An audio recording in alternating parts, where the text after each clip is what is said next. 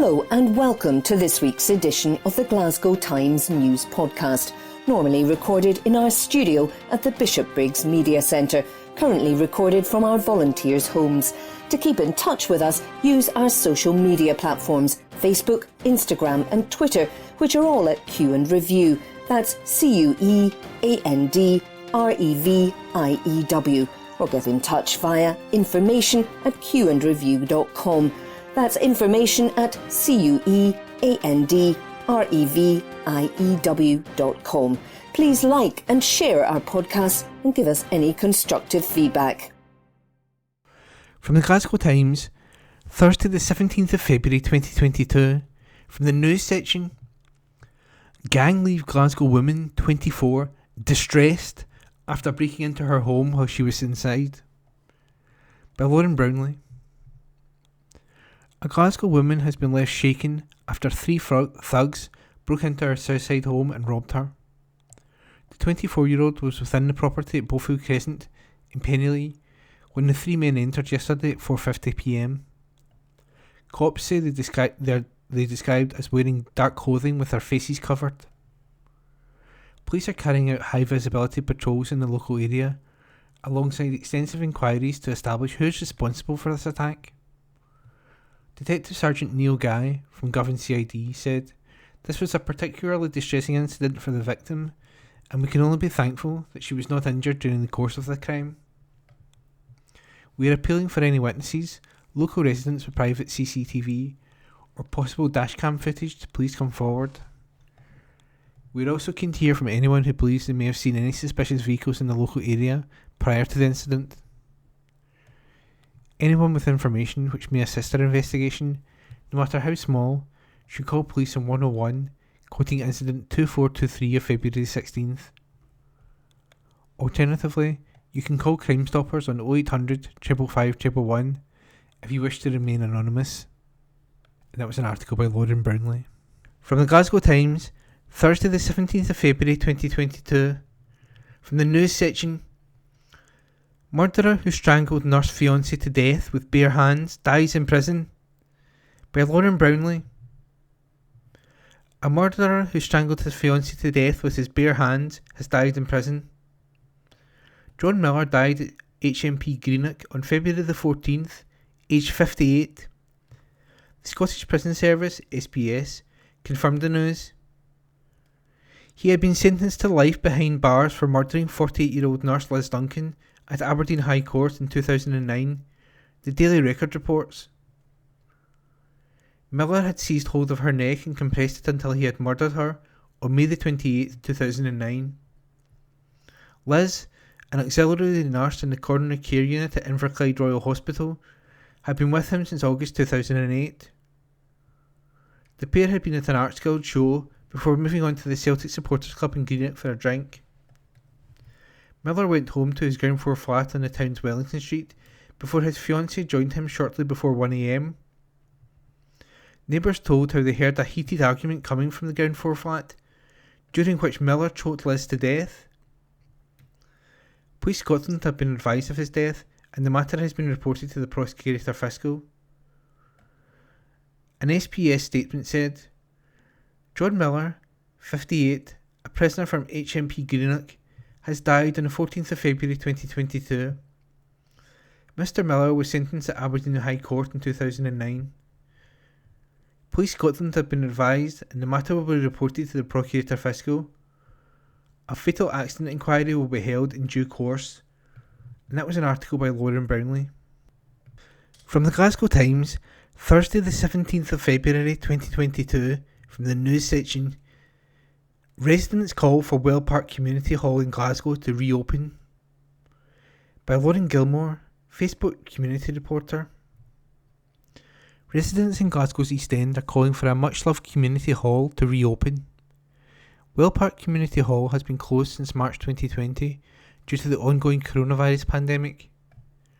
The centre is managed by Glasgow Housing Association, GHA, for locals to use for bingo nights and Zumba classes, but campaigners claim funding for the building has been withdrawn. Caroline Robertson, a local tenant, said that neighbours are keen to see the hall return for community use. She said, While other community centres have continued to run, safely and with appropriate COVID measures in place, the Will Park Community Hall has been completely shut for over 2 years. Tenants' rent pays for this hall, but GHA refused to open it for the local community, and the local community are in desperate need of a hall where they can come together as a community and interact. We need this hall, and we need GHA to give back to the community. It is residents' money that went to fund the community centre. It's part of the service we pay for. Young Lai Lee also lives nearby and said that reopening the centre would put Will Park on the map. She said, "People would regain the community spirit we lost years ago. It would be a vital resource in the area. You don't hear of Will Park. For the Will Park Community Hall to reopen, it would put the area on the map. It would make Will Park a wee bit more well known. I used the centre in the past for training, and I went to Zumba classes. I think it's important because it means that other communities and organisations can use it." Now, Tenants Union Living Rent has launched a petition calling on GHA to reopen the hall. The Housing Association maintains that it could reopen if a suitable event or activity was identified.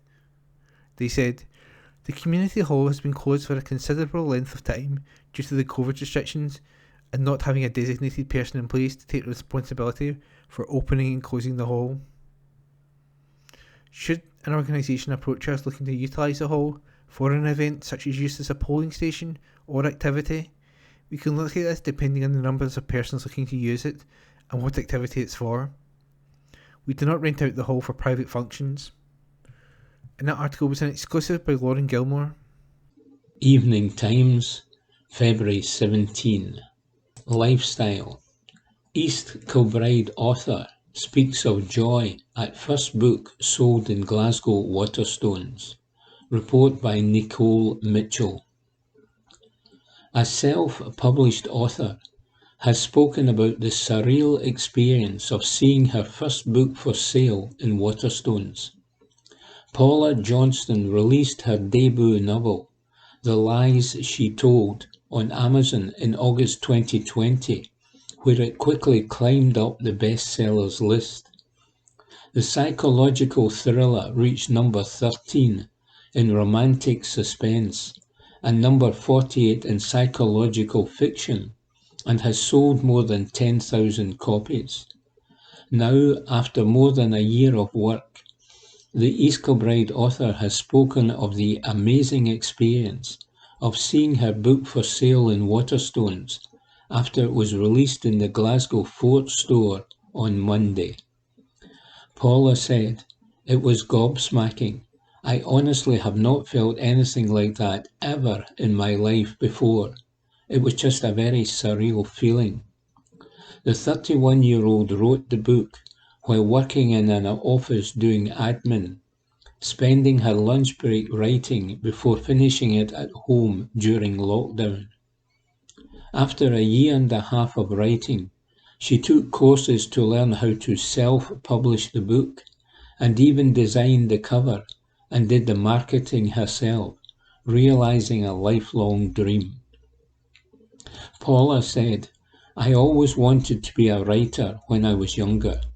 From about 5 years old, I used to write on A4 bits of paper and draw a front cover to go with it. I studied journalism at college. I dropped out and just felt that there was something else I was going to do rather than do reporting, and it's just kind of stayed with me until I decided just to go for it one day and try it." For The Lies She Told, Paula used her previous dating experience as inspiration for the book. She said, "I had previous experience with online dating, and I've spoken to a few people through there, and it was just, what could be the worst case scenario if something got out of hand? So I just went with that." Paula found out shortly before Christmas people had been going into Waterstones and asking if the book was in stock, helping to speed up the process of getting the book into the store. She said, "Everybody's been so supportive, and I found the reading community in general on social media have been amazing. They've really taken to the book, and they've shared it everywhere, and it's really them that's got to it, whereby spreading the word. I'm really thankful for everybody that's got behind me. After the success of her first book, Paula is now writing full-time and says it's a little more scary writing her second novel. She said, "It's a bit slower than the first time, just because I think there are more eyes on me this time. But I'm quite hopeful a lot of people will enjoy this one. I think it might be my favourite, so I'm hoping, fingers crossed, other people think so too." Glasgow Times recorded on Friday 18th of February 2022. News. Arnhall Place, man found dead in Glasgow's south side by Sarah Campbell, digital journalist. A man has been found dead in unexplained circumstances in Glasgow's south side. The 29-year-old was discovered at a property in Arnhall Place at around 8:55am today, Thursday, February 17. It is understood that a large police presence remained in place throughout the day, with sections of road in the surrounding area closed off to traffic. Inquiries are ongoing into what has been described as a sudden death. A Police Scotland spokesperson, officers were called to a property in Arnhall Place in Glasgow around 8:55am on Thursday, February 17, 2022, following the sudden death of a 29-year-old man. The death has been treated as unexplained and inquiries into the circumstances are ongoing. A report will be submitted to the Procurator Fiscal in due course. By Sarah Campbell. Glasgow Times recorded on Friday 18th of February 2022. News. Bishopbriggs' dad hurled sectarian abuse at police. By Catriona Stewart, columnist stroke reporter. A man distressed after losing contact with his son hurled sectarian abuse at cops. Graham McIntosh came to the attention of officers who had been called to Glendale Drive in Bishopbriggs due to a disturbance. When McIntosh saw them walking towards the house around 7:35pm on July 6 last year, he started to shout and swear at them in an aggressive manner, saying "scummy B***" and waving his arms around. Glasgow Sheriff Court was told that, despite being asked to calm down, the 45-year-old continued his tirade of abuse. He shouted F***,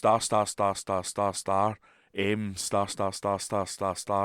and F***, the police, calling them scummy B***, wee B***, and stupid cow.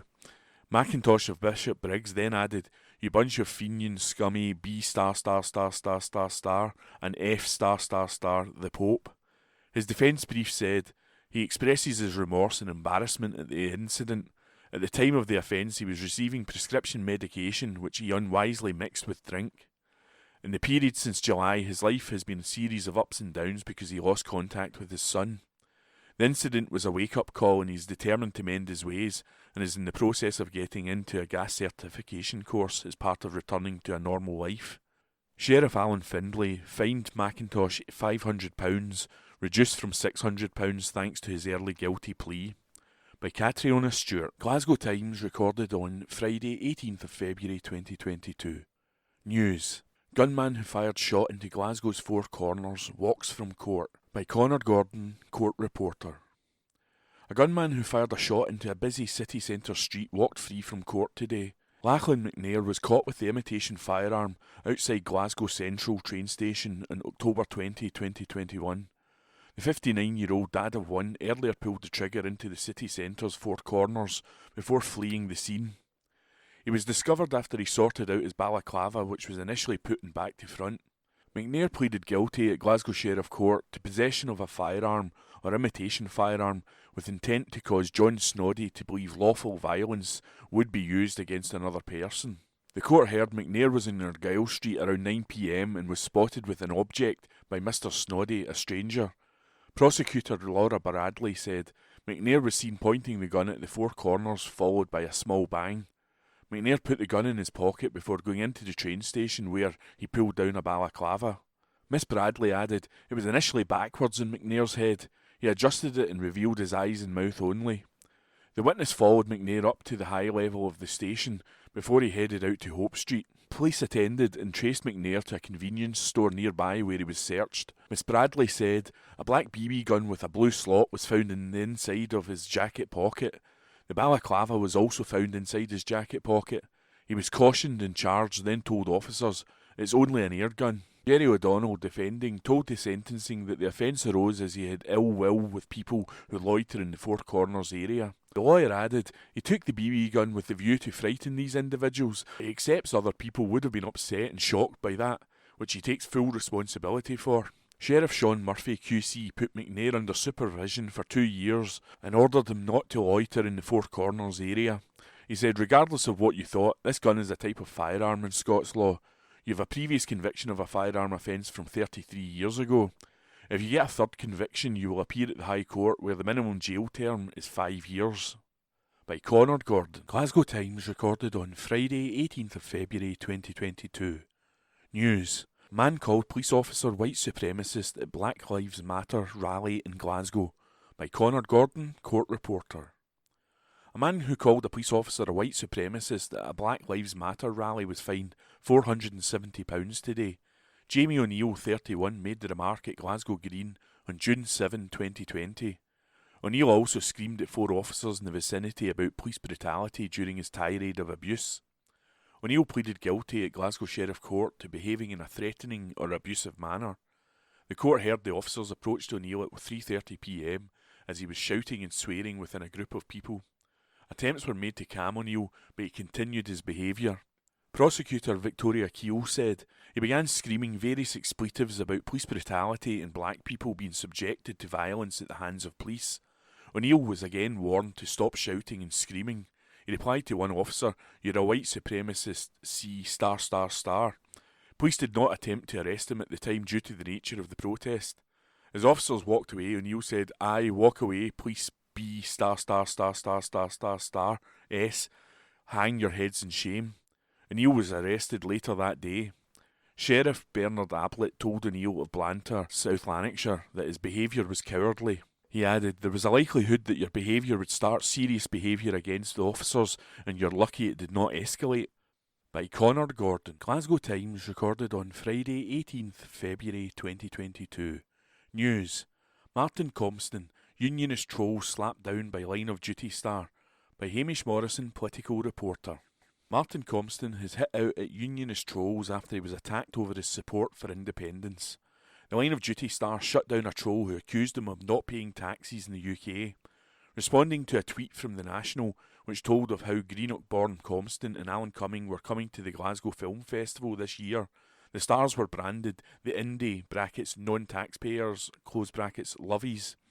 But Compston claimed he had paid more than £250,000 in tax since July 2021. He said the huge sum should earn me the right not to listen to Unionist troll pish every time he was announced for events in Scotland. Compston tweeted, "Hey Eddie, since last July alone I've paid over £250,000 to HMRC Cumbernauld. I don't get credit for that, it's what I owe." He added, "It should earn me the right not to listen to Unionist troll pish every time I'm announced to appear at an event in my home country." We told previously how indie supporting Compston's dream role is to play the Edinburgh-born Irish Republican James Connolly. Speaking on RTE show Ask Me Anything, Compston 37 said, "It was somewhere I had always wanted to go. That period of history fascinates me. I may be a bit young for it at the moment, but to play James Connolly would be a dream role for me. I think people forget or people don't know he was Scottish." Compston is due to appear at the Glasgow Film Festival alongside Cumming, Lulu and Jack Loudon. The festival runs from March 2 to 13, with a programme which envelops 10 world film premieres, 4 European premieres, 65 UK premieres and 13 Scottish premieres. By Hamish Morrison. This article is from The National, date 18th February 2022, from the Culture section. Vegan Restaurant Scotland. 4 great veggie places to eat in 2022. By Phil McHugh. Here are 4 great vegetarian and vegan restaurants to try this year. Grams, Edinburgh. Grams is a vegan cafe that specialises in plant-based meals and covers a variety of dietary needs, including gluten-free alternatives. Popular for brunch, Graham's dishes include vegan nachos with cashew cheese sauce, avocado and pulled pork, as well as clean beans on sourdough toast with tofu scramble topping. Baba, Edinburgh. Baba, which celebrates the flavour of the Levant, is the creation of the team behind Glasgow's award-winning Ox and Finch restaurant. You'll discover a range of mezze and grill platters great for sharing, including char-grilled broccoli with lentils, pomegranate and hazelnuts, and cauliflower shawarma among the main courses. The Hug and Pint, Glasgow. The Hug and Pint is the ideal spot for some live music, drinks and a bite to eat from the dedicated vegan kitchen. Its menu is inspired by Asian cuisine and changes every day, but expect excellent dishes like miso aubergine, Korean kimchi and jackfruit curry. Ranjit's Kitchen, Glasgow South Side. Food at Ranjit's Kitchen, one of Glasgow's best restaurants, is entirely vegetarian. Ranjit, who is originally from Punjab, delivers her unique recipes and love for cooking that makes this restaurant a hidden gem. Vegan staples include dal, which is lentil, chana and aloo or potato-based curries, along with deep-fried vegetable pakoras, sweet chutneys and tangy pickles. That article was by Phil McHugh. This article is from the Glasgow Times, date 18th February 2022, from the Lifestyle section. Glasgow Buchanan Gallery's demolition plan will attract strong investor interest. By Drew Sandilands, local democracy reporter. There will be strong investor interest in Glasgow if the £825 million plan to demolish Buchanan Galleries and build a new urban quarter goes ahead, a property expert has predicted. Louise Norris, a city-based commercial property partner at a legal firm Lindsay's, believes the redevelopment would be an exciting prospect for businesses. And she said, a joined-up approach to revamping the city centre is needed, looking at Sauchiehall Street and Argyll Street too. This week, Glasgow's City Centre Task Force announced plans to review the current style mile, Argyll, Buchanan and Sauchiehall Streets, due to retail trends and the increase in empty units and sites. It intends to take a master planning approach to create a mix of uses, including shops, homes, bars, restaurants and leisure venues. The task force, which has public and private sector members, is chaired by Councillor Angus Miller and Stuart Patrick, the Chief Executive of Glasgow's Chamber of Commerce. Plans for the review have been revealed just weeks after the council agreed to talk with the head tenant of Buchanan Galleries, Landsec, over the transformation and as big-name retailers such as Marks & Spencer pull out of Sauchiehall Street. Councillor Miller said the three main streets are at the heart of Glasgow's shopping district, but we know the retail sector is changing. Securing a vibrant, sustainable future for the city centre will mean supporting a range of uses, including retail, hospitality, office and residential, and undertaking a master planning approach will help identify the right mix for these key destination streets. Lindsay's partner, Ms Norris, believes a big picture approach is vital if the new blueprint will help the city reach its potential. She said, I would expect there to be a healthy interest from investors looking to become part of what could emerge from the Buchanan Galleries area, both in terms of developing and setting up businesses there. It's an exciting prospect. Just look at the transformation of the merchant city in recent times as an example of what can be achieved to create a welcoming, successful area. There's an opportunity to deliver that on a wider scale. A joined-up approach with everything else going on throughout the city centre will be an important part of the wider success for the city though. By taking holistic action across the whole area from Sauchiehall Street down Buchanan Street to Argyle Street, there's a chance to have developments which complement each other and create a great overall experience. Hopefully the plans for Buchanan Galleries and the St Enoch's Centre can really unlock that potential.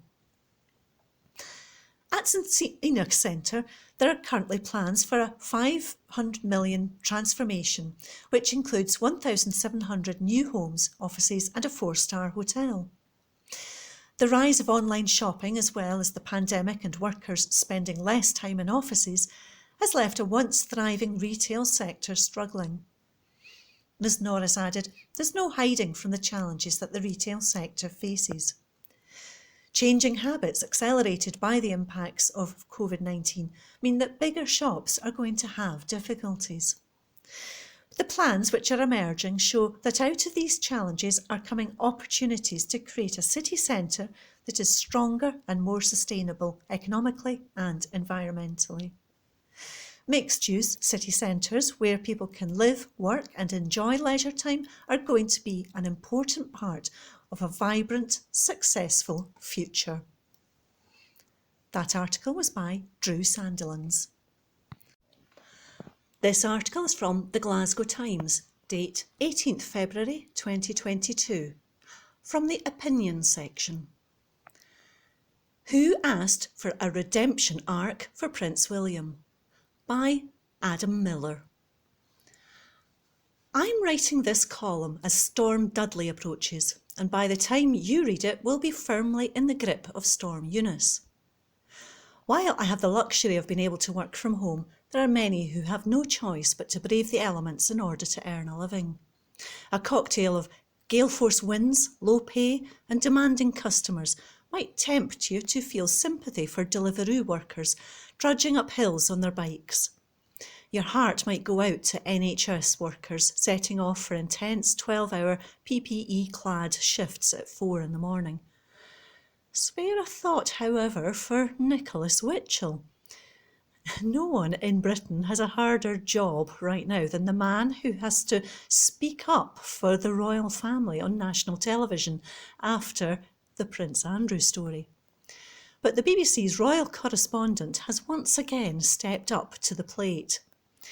It was confirmed on Tuesday that Prince Andrew had reached a settlement with Virginia Giuffre, who had accused him of having sexually assaulted her on 3 occasions when she was 17 years old. The figure involved was undisclosed, but various newspapers have put it at around £12 million. Thanks to the settlement, the Duke of York will not have to give evidence in a trial. A day after they had irresponsibly handed tennis champion and vaccine misunderstander Novak Djokovic a platform from which to say cream of snail and oil of newt make the COVID go kaput, Nicholas Witchell somehow managed to be the week's most embarrassing BBC interviewee. If you're unfamiliar with Witchell's work, picture a man being presented with a boot and thinking, I'm going to spend a quarter of a century licking this. A guy whose version of football's transfer window is The Crown announcing its new cast every 2 seasons. If Buckingham Palace is the Springfield nuclear power plant, he's Whale on Smithers, only more obsequious. And just as Mr Burns hardly bothers to hide his contempt for Smithers, so Witchell's beloved royals show little appreciation for him despite decades of sycophancy. After Witchell was asked a question about Camilla Parker Bowles in 2005, cameras picked up Prince Charles telling Prince William, I can't bear that man. I mean, he's so awful, he really is. Still, Witchell continues to suit up for his role as royal correspondent, a title that his fellow BBC reporters presumably look upon with the same admiration and respect as the rest of my under-10s football team did my Most Improved Player award. not valuable or improved. With straight face, Whitchell spoke on Tuesday of the huge relief that the settlement will be to the royal family in this year of the Platinum Jubilee. He was then inexplicably allowed to continue saying words. Whitchell informed viewers that there was very careful wording in the settlement, no admission of liability. Yes, someone paying off to the tune of £12 million screams of no admission of liability. I mean, who among us hasn't given someone they've never met a £12 million payoff to stop them talking about something that didn't happen? He told us that Andrew had been shown to have had such poor judgment of such poor choice of friends, which is certainly one way of putting the thing that we're all thinking, but which I can't say in a newspaper column. Speaking of poor judgment, Whitchell went on to say perhaps the answer is for him, as he says, to pledge to support the fight against the evils of sex trafficking.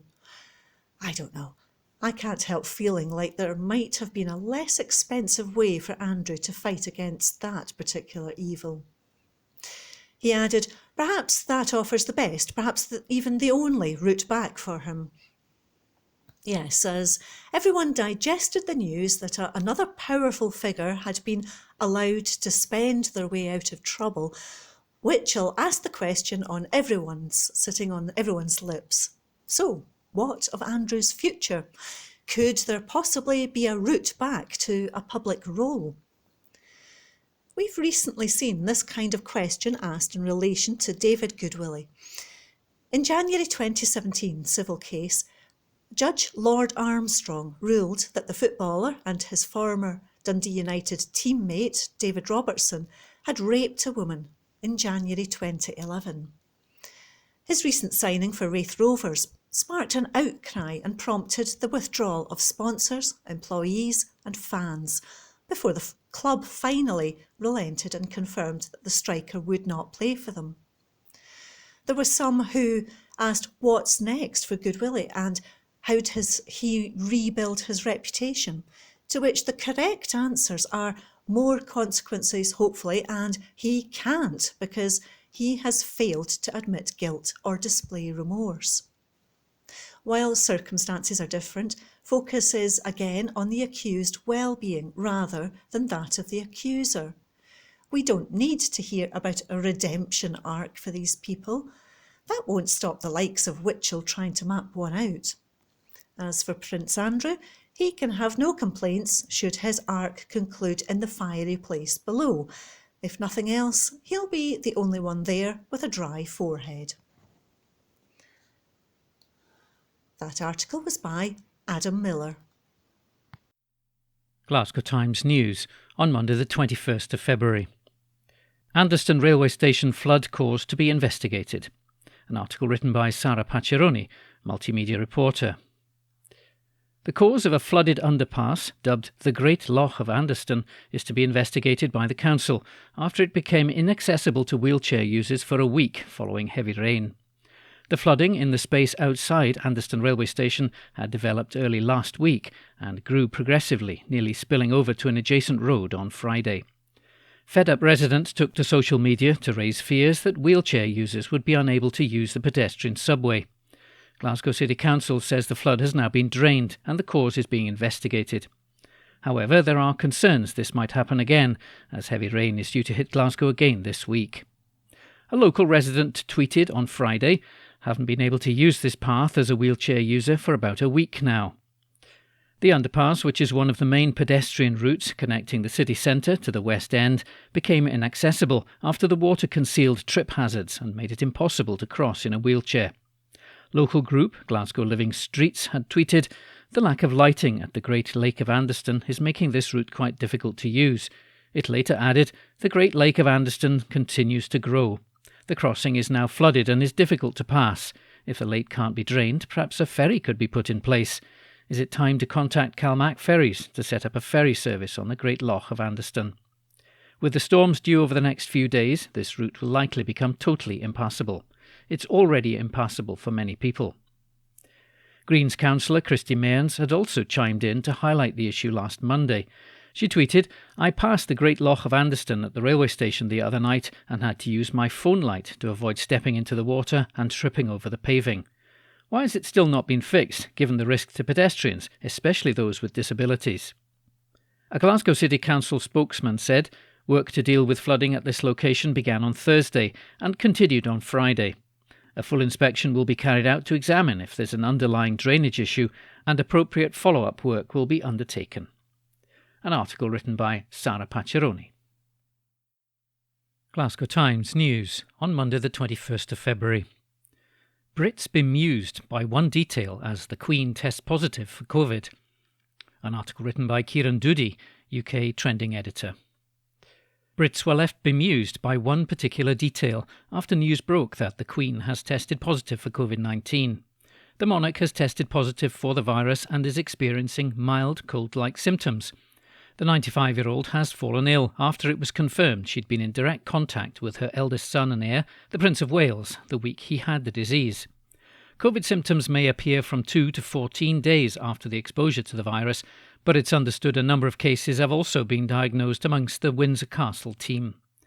The shock announcement was made just a few weeks after the nation's longest reigning monarch reached her historic platinum jubilee of 70 years on the throne on February the 6th. Buckingham Palace said in a statement, Buckingham Palace confirmed that the Queen has today tested positive for COVID. Her Majesty is experiencing mild cold-like symptoms, but expects to continue light duties at Windsor over the coming week. She'll continue to receive medical attention and will follow all the appropriate guidelines. Concern across the nation will be at peak levels for the Queen, given her advanced age and her health scare in recent months, and her popularity in a country where many have known no other monarch on the throne. But news that the Queen is expected to continue light duties didn't sit well with Brits as they reacted to the news. One well-wisher tweeted, "I'm bemused to see that the Queen will change to carrying out light duties. She's 95. I would hope she only ever does light duties. You've got COVID, ma'am. No digging trenches for you." Another added, "Light duties. She's 95. Let her rest. The country will still cope if she never did any duties again." Good heavens, she's 95 and has COVID. Give her a Lemsip and a duvet and let her watch daytime telly. Duties can be delegated, added a third. And a fourth said, "I'm not a royalist by any means, but she's 95. Let her rest, for Pete's sake."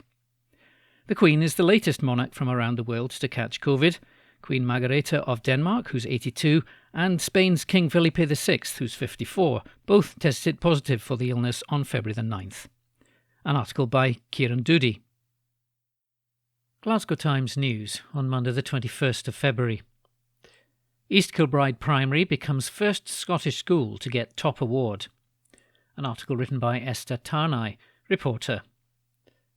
An East Kilbride Primary School has been awarded the title Centre of Excellence. Crosshouse Primary School is the first institution in Scotland to receive the award and be named Centre of Excellence in Financial Education.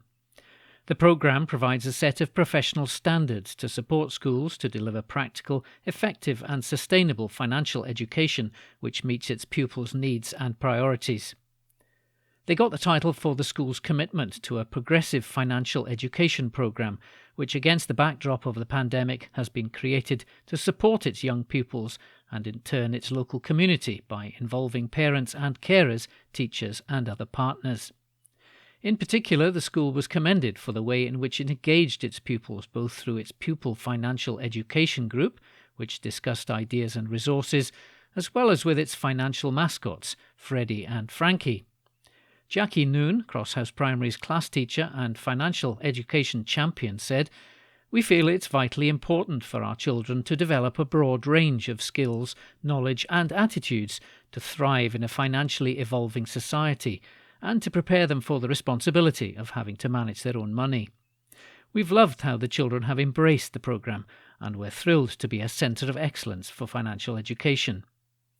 Marie Leck, a school delivery manager for Young Enterprise Scotland, who's been working closely with Crosshouse Primary over the past year, said, "We're delighted for Crosshouse Primary and congratulate the teaching staff for achieving the Centre of Excellence status, the first in Scotland.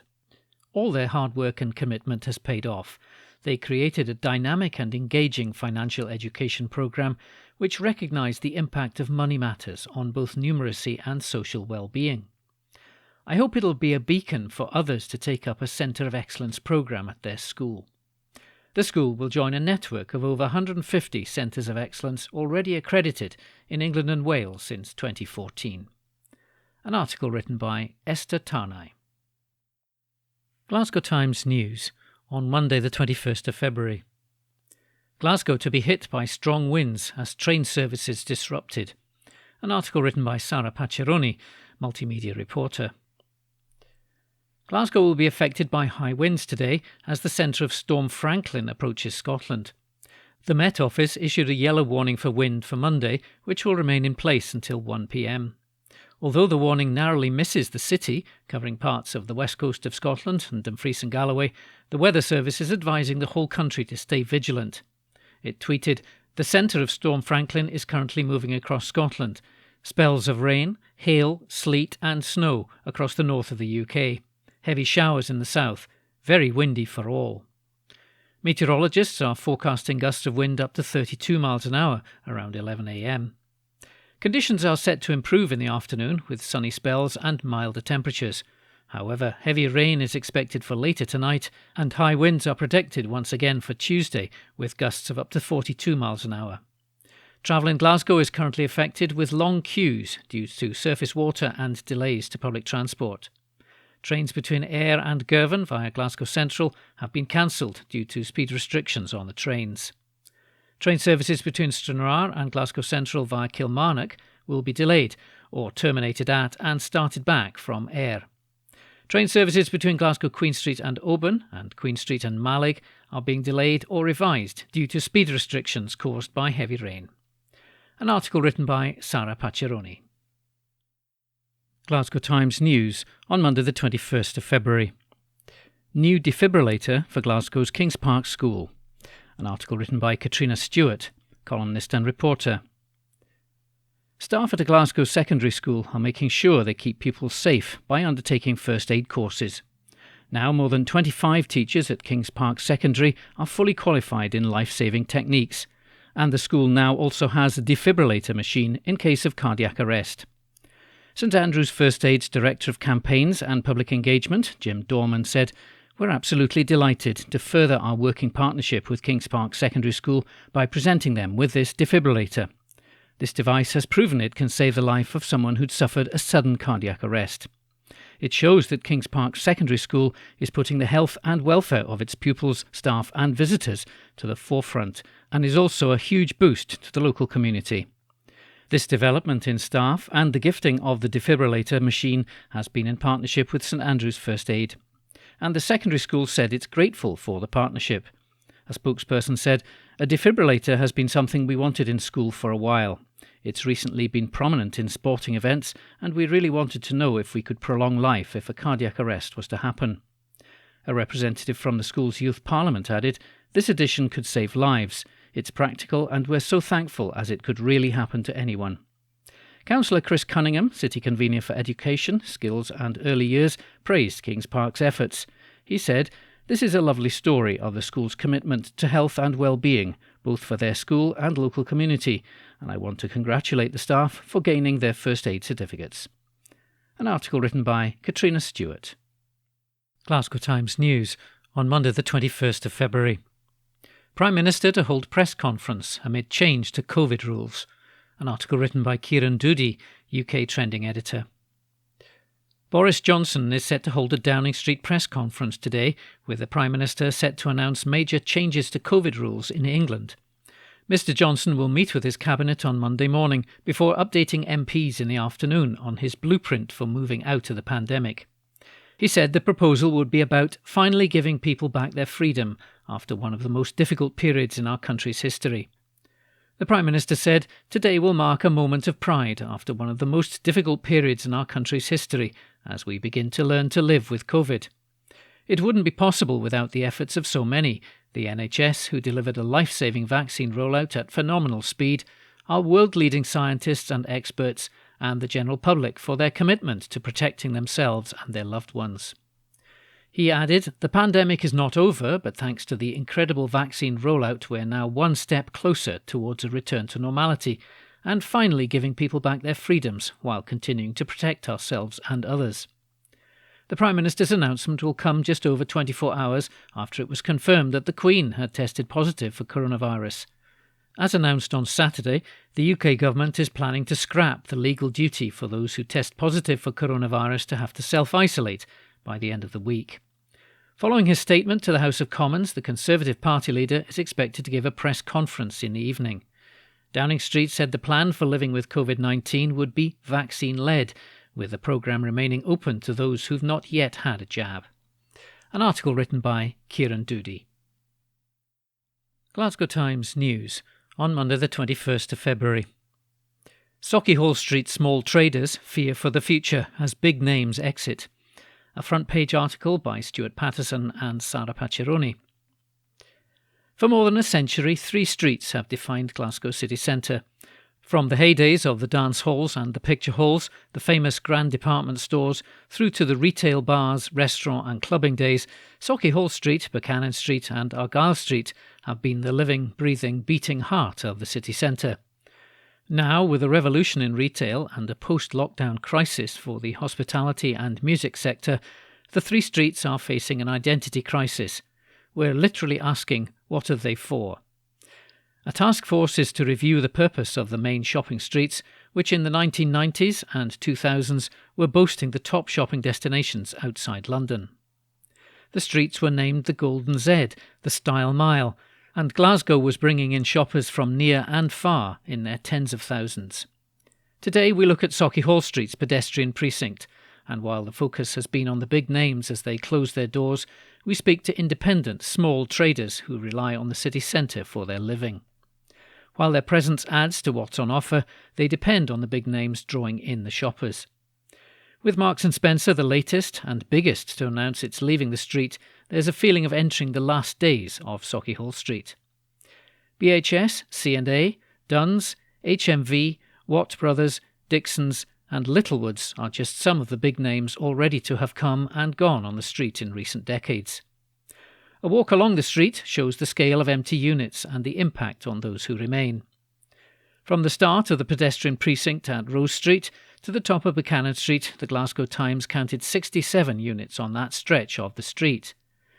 Of those, there were 18 currently empty, 2 more that have announced that they are closing, and 4 which are to let, with a tenant still currently trading. More than 1 in 3 either closed or closing. But the numbers alone don't tell the whole story, for among those are the biggest units on the street lying empty. BHS and Dunnes bookend the precinct like hollow, angry giants dragging the street down. Watt Brothers in the middle will not see an open purse or wallet again. Jamie O'Neill, owner of Hotspot on Sauchiehall Street, which he opened in 2019, says the lack of people in the city centre is a serious concern. He said during COVID, the first few months we were obviously closed. After that, the street took a bit of time to recover, but with the offices not fully going back and people being discouraged from coming into the city centre unless they really needed to, it was like dominoes. Moving down the street, one store after another, all these were big names that used to bring footfall to the city centre. Now, small businesses like mine and others in the Savoy Centre are really struggling because people that would come here normally, they're just not coming. George Rogers' repair shop Max opened 9 years ago, but now is sitting among several empty units on Sauchiehall Street. He said it's all about survival at the moment. He said, I think it's going to take the months ahead to kind of get a realisation of how much impact the closures have got on the street. Lately we've just been in survival mode, so you're not really thinking about it as much, rather than just getting through each day as it comes. But the more closures that come, it's going to have a real impact. My hope for the business and for here is that when office workers come back, business will come back. I do notice that Saturday and Sunday trading has dropped substantially. The expensive rents are the biggest issue. I just hope it doesn't get worse. Changes afoot with the plans to demolish Buchanan Galleries and rebuild new streets. The task force says it will be a key factor in future plans and that Sauchiehall Street will be a priority in the wider review. Angus Miller, co-chair of the City Centre Task Force, said, It's vital that we take a strategic approach to supporting areas like Sauchiehall Street, identifying opportunities for the repurposing of vacant retail and commercial units, redeveloping gap sites and reviewing the balance of different uses of property there. This review will make a significant contribution to our recovery efforts and promote a positive future for our city centre. Developers like Buchanan Gallery's owners Landsec can afford to play the long game, but for traders like Jamie and George, where survival is a month-to-month battle, it can't come soon enough. An article written by Stuart Patterson and Sarah Paccheroni. Glasgow Times News on Monday the 21st of February. Strike at Glasgow and Strathclyde University to continue this week. An article written by Lauren Gilmore, Facebook community reporter. Industrial action at two city universities is set to continue this week as staff accuse bosses of failing to make improved offers on pensions and conditions. Lecturers and support staff are demanding a £2,500 pay rise for all university employees at Strathclyde and Glasgow.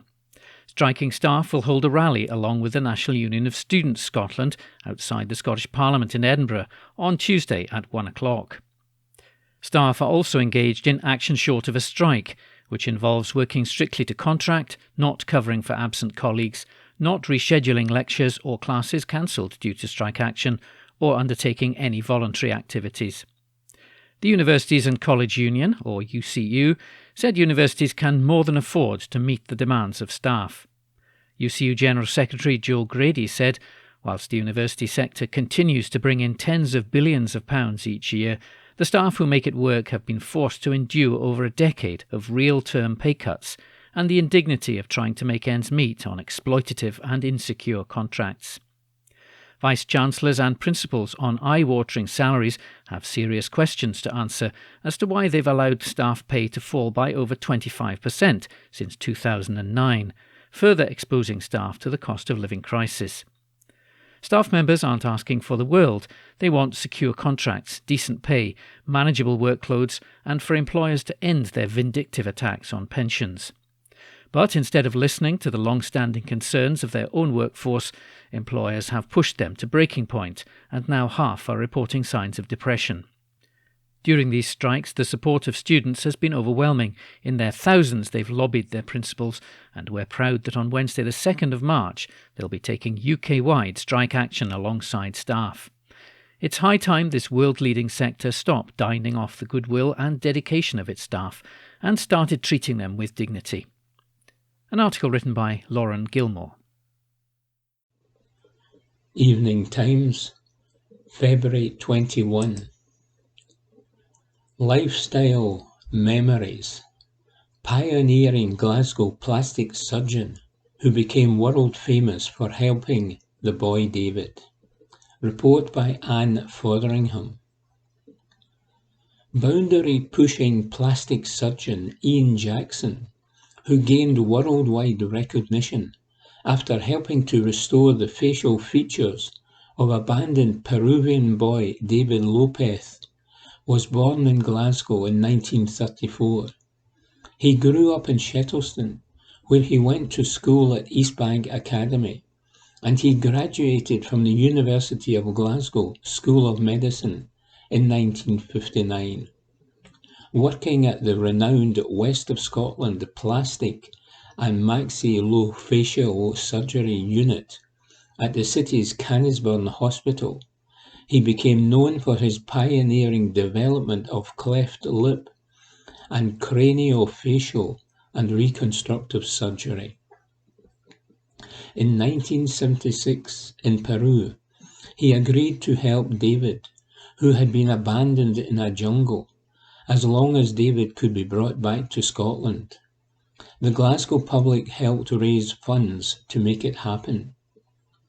Professor Jackson and his colleague Khurshid Moose carried out more than 80 operations to reconstruct David's face. Their story made headlines around the world, and Professor Jackson and his wife Marjorie adopted David. Renowned journalist Desmond Wilcox made a series of documentaries about the Jacksons and David, which were eventually made into a film, The Boy David Story in 2003. In 1979, Professor Jackson moved from Bearsden to Minnesota, where he became chairman of the Department of Plastic and Reconstructive Surgery at the world-famous Mayo Clinic. He founded the Craniofacial Institute in Michigan in the early 90s. He received many awards and honorary degrees, including the Sir Harold Gillis Gold Medal from the British Association of Plastic Surgeons in 1996, and 2 years later, a medal from the Royal College of Surgeons of Edinburgh. He worked tirelessly for charity and was honorary chairman of the Smile Train, established to train overseas surgeons in craniofacial surgery. He died in 2020. Report by Anne Fotheringham. Evening Times, February 21. Mike Daly says gross inequity as bank arrestments set to soar. Diligence is the generic name for the various legal processes that a creditor can use to get its hands on your money or property after it has obtained a court order against you. The COVID-19 pandemic has had a profound impact on the level of debt recovery across Scotland. The total number of diligences carried out in 2020-21 was 126,665, representing a massive 56.6% reduction on the previous year. As we come out of the pandemic, there is growing evidence that diligences are on the rise. More worrying than that, they are returning with a vengeance by creditors opting to use bank arrestments as the most powerful way to hoover cash out of your personal current account. Diligence can proceed under two procedures: summary warrant granted by the court in respect of central and local government debts, or court decrees for other types of debt. Almost 91% of all diligences executed in 2020-21 were served under summary warrant procedure in respect of council tax debt. The vast bulk of these used bank arrestments against individuals. If we go back before 2008, bank arrestments used to apply to everything in a consumer's current or savings account. Any net balance in your account would go to your creditor, while for a wage arrestment, you were always left with enough to live on. Legislation passed in 2007 amended the 1987 Debtors Scotland Act to include a new Section 73F, which introduced the concept of a protected minimum balance, a PMB, in consumer bank accounts. The notion was first advocated by Alex Neil MSP back in 2000 in a proposed members' bill that I worked with him on. The PMB is presently £529.90. It is based on the assumption that if this sum was your monthly earnings, there would be no deduction if an earnings arrestment was served on your employer. The problem with this assumption is for earning arrestments there is also a sliding scale for money above £529. A creditor can only take 19% of your wages above £529 and up to £1,915 per month. Above that it's 23% up to £2,879, and anything over that is restricted to 50%. Yet for bank arrestments, if you have more than £529, it's tough luck. This is having extremely harsh consequences for people. I spoke to Alan McIntosh, a money advisor with AdviceScotland.com, on how bank arrestments are leaving Glaswegians high and dry. Here are some recent examples. One family had 2 children, mum and dad. They had £1,500 arrested and were left with £623 to survive on for the rest of the month. The only income coming into the joint bank account was £800 earnings, child benefit and universal credit, which was for living costs and rent. The family were left with the gruesome decision of what to spend this on: food, heating, rent, car finance or petrol, so the father could get to work. A single mum had 3 children and was left with £475. The PMB is £529.90. But if the person has a bill coming out on the day the arrestment is made, or the bank delay in applying, people are left with less than the PMB. The lady was distraught and had to choose between food, heating, childcare costs and going to work. Her account included universal credit for childcare, housing and living costs, as well as wages. One individual was left with just £500 by the time he noticed. The money in his bank account was universal credit and a statutory redundancy payment. If his wages had been arrested, the redundancy payment would have been exempt, and the creditor would only get 19% of his wage over £529. Sadly, he was left with very little to live on for the many weeks ahead. Alan is concerned that this problem will only get worse. He says, bank arrestments are returning with a vengeance as we recover from COVID-19, and it is likely we will see the volume being done not seen since 2019.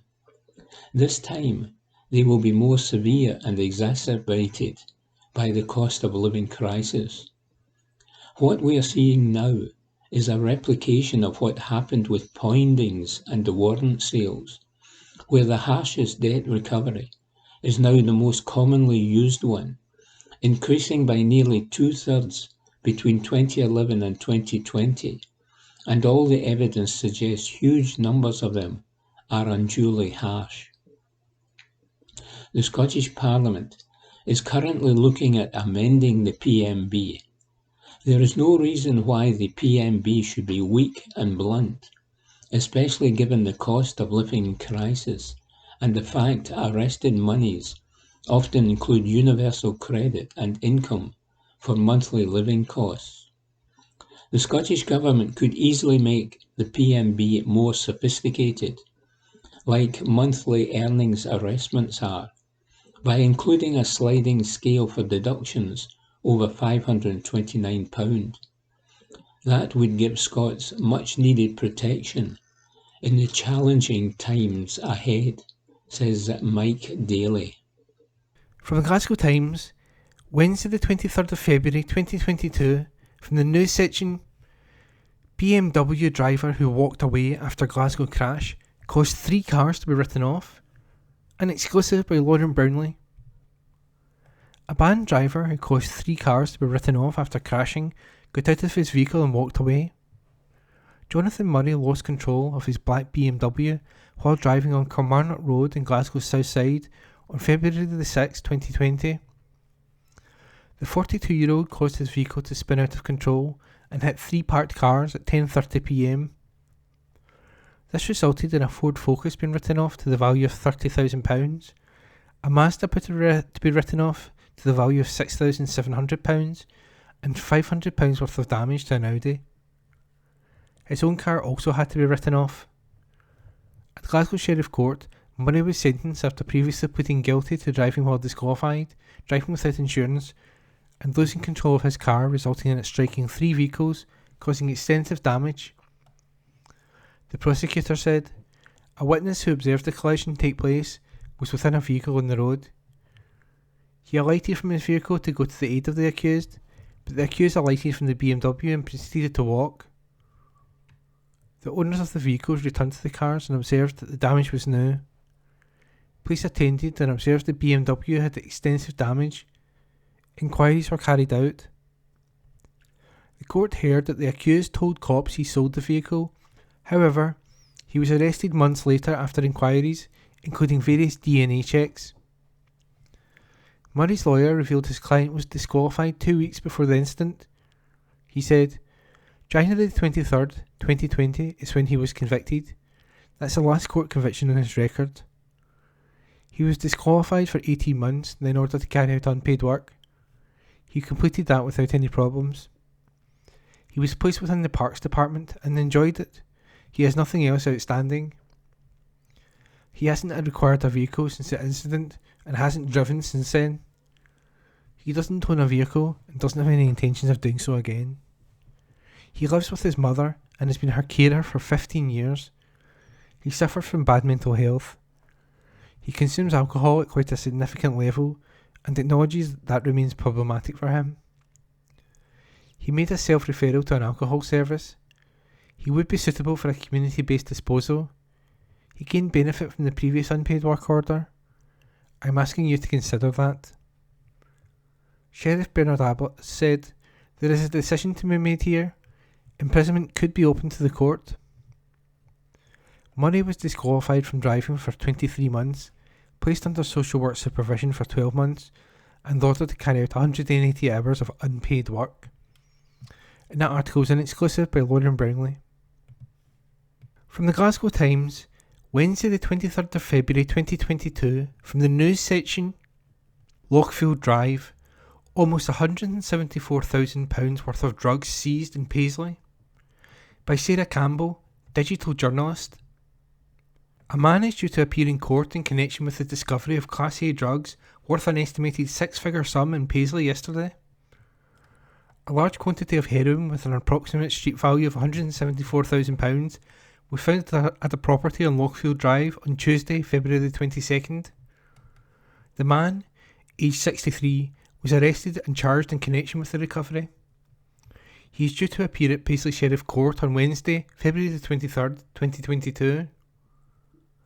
Detectives in Renfrewshire can confirm that a 6-figure sum of Class A drugs has been seized following a proactive operation in the Paisley area. Detective Inspector Robert Bowie of Renfrewshire and Inverclyde's Serious and Organised Crime Team said, "This is significant recovery reinforces our determination to target serious and organised crime. Drug misuse brings nothing but misery to our communities and people's lives can be ruined. I want to reassure the public that we will continue to use every tool and tactic at our disposal to remove these illegal substances from our streets. Serious and organised crime has no place in our society, and we will continue to disrupt this and any other criminal activity which impacts on our lives and our communities." That was a piece by Sarah Campbell. From the Glasgow Times, Wednesday the 23rd of February 2022, from the news section, man given motorbike as a present drove it whilst banned and under the influence. This article is an exclusive by Lauren Brownlee. A man who was caught driving a motorbike after drinking alcohol was later found to be disqualified. Michael Ferry, 52, was travelling on Glenconner Way in Kirkintilloch when police spotted him at 4:25 p.m. on September 11th last year. The cops carried out checks which revealed that there was not a valid insurance policy or MOT test certificate in place. At Glasgow Sheriff Court, the prosecutor said, the accused had parked and secured the vehicle and police officers exited their vehicle and identified themselves to the accused. Upon speaking with him, they became aware of a strong smell of alcohol and required him to provide a sample of breath. He complied and failed. Police carried out personal checks and discovered he was disqualified from driving. He was taken to Coatbridge Police Station where the usual procedures were carried out. Ferry was found to be nearly 2 times over the alcohol limit. He pleaded guilty to driving while disqualified, with no insurance or MOT, and after consuming alcohol. His lawyer said, the explanation is within the social work report. His partner had bought him this motorbike. He intended working on it and selling it on to make a profit. He stays in Cumbernauld and the vehicle was kept in Kirkintilloch to keep it out of his way. The distance he had travelled on it was relatively short. A 1-year supervision order was imposed on him in June last year. He is complying and engaging well. He has difficulty with a long-standing drug problem. Whilst addressing the heroin problem, he started to drink excessively. He lost his brother, but he says he can't use that as an excuse anymore. He's been drinking too long. He's a number of analogous convictions, but 2015 was the last time he offended in a similar fashion. Sheriff Bernard Ablett said, given the nature of your offence and your previous convictions, imposing a custodial sentence is something that would be in mind for the court. However, I have noted that you have made progress with the other community payback order. In these circumstances, I intend to impose a further community-based disposal. Ferry, of Cumbernauld, was placed under social work supervision for 1 year, disqualified from driving for 25 months, ordered to carry out 112 hours of unpaid work, and stay within his home from 7 p.m. to 7 a.m. for 40 days. The sentence was imposed as a direct alternative to custody, and that article was an exclusive by Lauren Brownlee. From the Glasgow Times, Wednesday the 23rd of February 2022, from the news section, Mum punched Marks & Spencer's worker after being caught stealing from Glasgow store. This article is an exclusive by Lauren Brownlee. A mum punched an M&S worker after being caught shoplifting. Amy Ward was spotted taking items from the shelves and placing them within her carrier bag at the Glasgow Fort supermarket on August 29, 2020. The 26-year-old single mum left the shop without making any attempt to pay, but had been caught by Robbie Watt, a member of the store security staff. When stopped by the employee, Ward threw the bag to the floor and started running. A short foot chase took place, and when approached by Watt, she punched him to the face.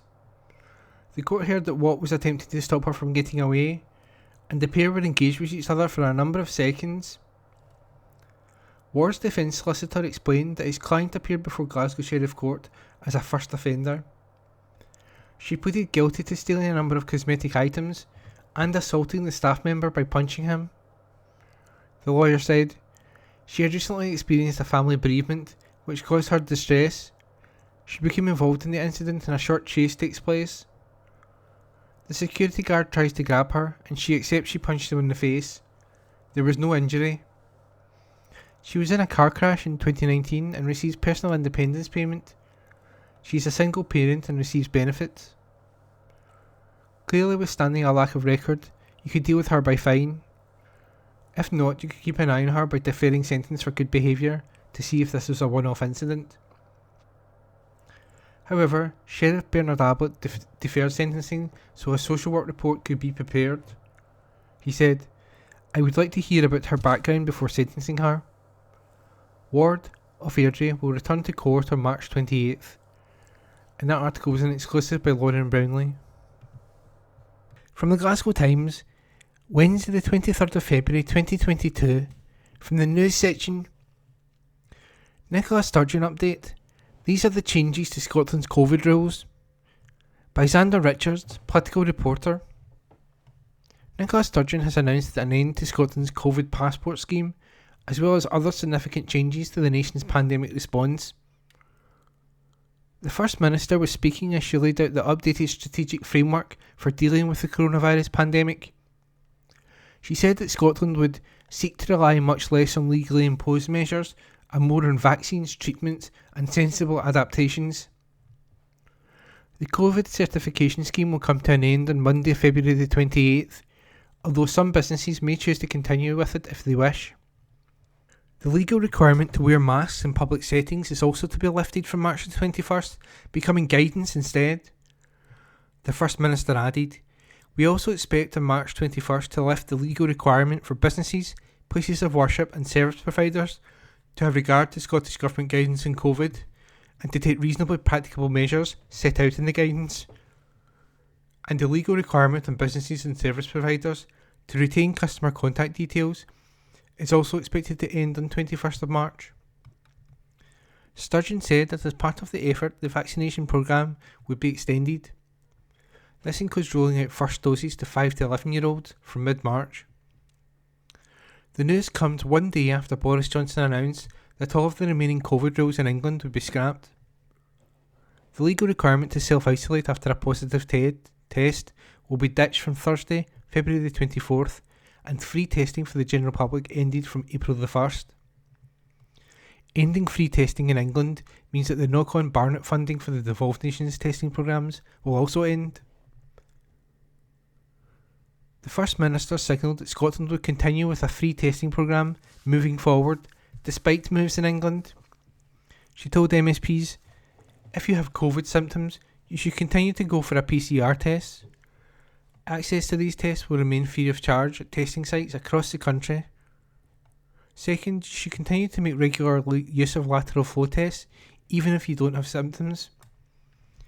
We will from Monday revert to advice to test at least twice a week, and in particular if you're going to a crowded place or mixing with someone who is clinically vulnerable. Lateral flow tests will remain free of charge in this transition phase. Indeed, we consider it important, in line with the principle of healthcare free at the point of use, that they should remain free of charge for any circumstance in which government recommends testing. This is a principle we will seek to uphold in our longer term plan."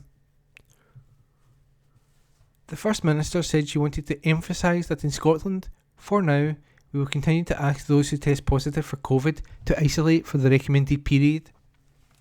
This is in line with advice from English Chief Medical Officer Professor Chris Whitty, who asked people who test positive for COVID-19 to isolate. Sturgeon said Scotland will continue to make self-isolation support payments available to those who are eligible, despite them being scrapped south of the border. She said self-isolation remains one of the most fundamental public health protections that we have available.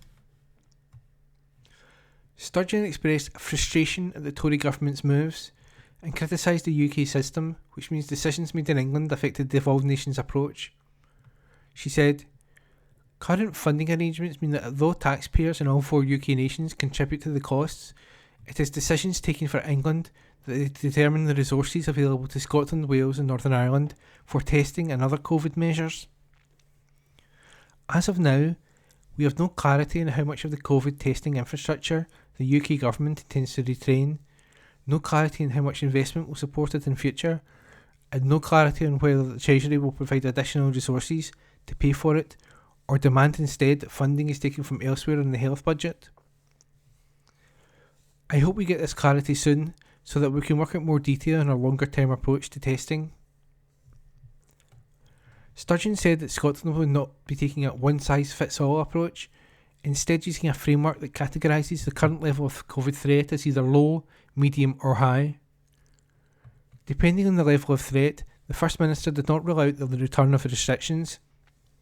She said that if a new coronavirus variant emerged that was both more severe and more transmissible, then people may be advised to limit social interactions and work from home. If a variant emerged that, like Omicron, was either more severe or more transmissible, but not both, then face masks and business guidance may be brought back in. If the situation remains the same, Sturgeon said, the threat classification would likely remain low. Obviously, this is the level we hope to reach and stay on a sustainable basis. In these circumstances, there will be no legally imposed protective measures. Instead, we will continue to advise individuals and organisations to adopt sensible public health behaviours, she said. The First Minister also confirmed the latest coronavirus figures. She said Scotland had recorded 18 new COVID-linked deaths and a further 6,427 cases in 24 hours. This brings the number of deaths under this measure of people who tested positive for the virus in the previous 28 days to 10,614. Some 1,060 people were in hospital on Monday with recently confirmed COVID, with 12 people in intensive care. A total of 433,160 people have received their first dose of a COVID-19 vaccination. Over 4 million have received their second dose, and almost 3.5 million have received a third dose or booster. And that was an article by Xander Richards. From the Glasgow Times, Wednesday the 23rd of February 2022, from the news section: Snow in Scotland, forecast. Exact time Met Office warn of thunder snow. By Jack Aitchison, live editor, The Herald. A danger to life warning has been issued across much of Scotland, with heavy snow and blizzard-like winds forecast. Travel disruption is expected across much of the country, with 2 separate Met Office yellow warnings in place from around 6 AM on Wednesday. Forecasters warn that heavy snow showers, very gusty winds, and the chance of frequent lightning, resulting in so-called thundersnow in some places. They say there is a chance of injuries and danger to life from flying debris, with damage to buildings also possible. Travel disruption to road, rail, air and ferry services is also predicted. The forecast reads: temperatures across Scotland and Northern Ireland are expected to drop sharply following a squally band of rain on Wednesday, with frequent heavy and blustery snow showers arriving from the Atlantic. Away from immediate west-facing coasts, 2 to 5 centimetres, and in places 7 to 10 centimetres of snow is likely to build up, even at low levels, whereas in higher ground some places could see 20 to 30 centimetres building up by Thursday morning. The showers will be accompanied by strong blustery winds, with gusts of 50 to 60 miles per hour possible, and a small chance of 70 miles per hour on coasts. Blizzard conditions are likely over higher ground. There is a very small chance that some of the showers could be accompanied by frequent lightning, which could impact power supplies. Snow showers are increasingly likely to turn back to rain and sleet at low levels on Thursday morning and early afternoon, although remaining as snow above 200 to 300 metres. An initial warning for wind is in place in the east of the country from 6 AM to 3 PM on Wednesday. A further alert for wind and snow is in place for a large portion of the west and north of Scotland from 1 PM on Wednesday to 3 PM on Thursday. It comes following extensive disruption following storms Eunice, Dudley and Franklin. And that article is by Jack Aitchison. And that was this week's Glasgow Times news podcast, normally recorded in our studio at the Bishopbriggs Media Centre, currently recorded from our volunteers' homes with the publisher's kind permission. Thanks for listening.